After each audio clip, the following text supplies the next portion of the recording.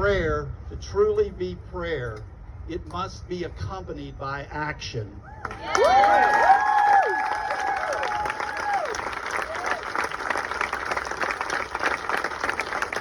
My faith tradition tells me that faith without works is dead.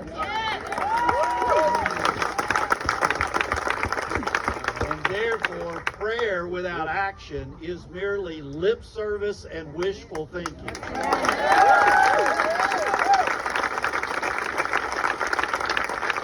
I believe that prayer needs more companions. Thoughts and prayers, yes, but also courage and prayers, compassion and prayers, new attitudes and prayers, greater mental health resources and prayers, sensible gun laws and prayers.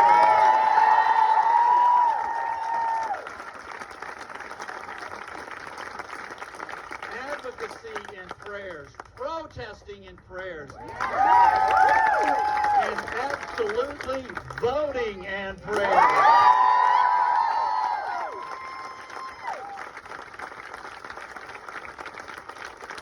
In 2018, there were a group of emergency room doctors who were very familiar with what it was like to deal with shooting victims in their emergency rooms. And they put out a statement about how they thought some of that could end. And the National Rifle Association came back and tweeted at them and said, "You need to stay in your lane and just do your job." Friends, I don't know if you know this, but this morning in the city of Belgrade, in the country of Serbia, thousands of people have decided not to stay in their lanes because they have gone out into the street because there have been two mass shootings in their country in the last month. Now in Serbia, there are 39 guns for every 100 civilians. That's the highest rate in Europe. In the United States, there are 120 guns for every 100 civilians. And that must change.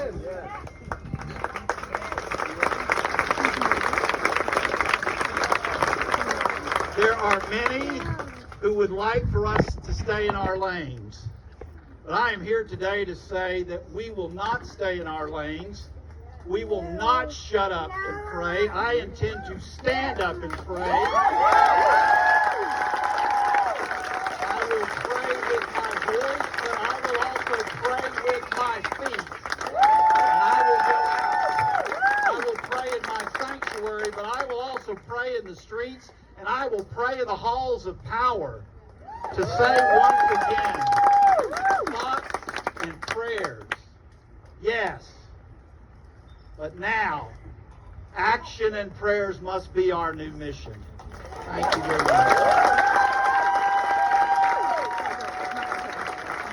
Thank you, Pastor.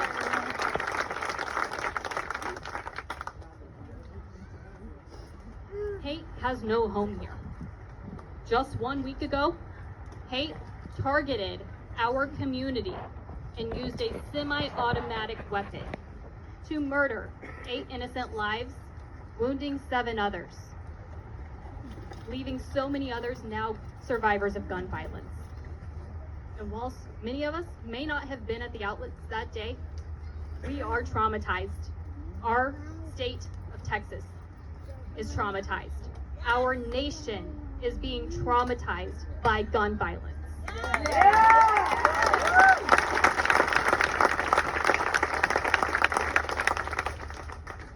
But unfortunately, this was not the first time that hate has been in our community.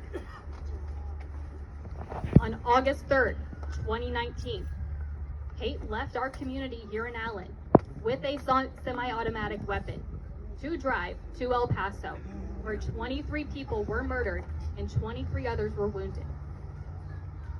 We are all here today because we're fed up with gun violence plaguing our city. We're fed up with watching our children, our neighbors, and our loved ones being gunned down. Join me to make sure that our lawmakers hear our call to action. Not one more. Not one more. Not one more. Not one more. Not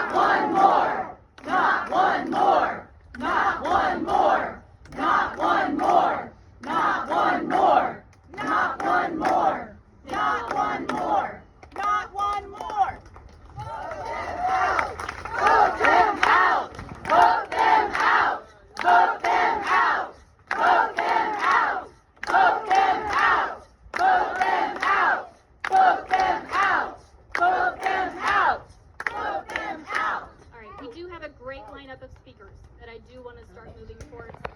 First up, we have Shanda Prabhu, founder and executive director of South Asian American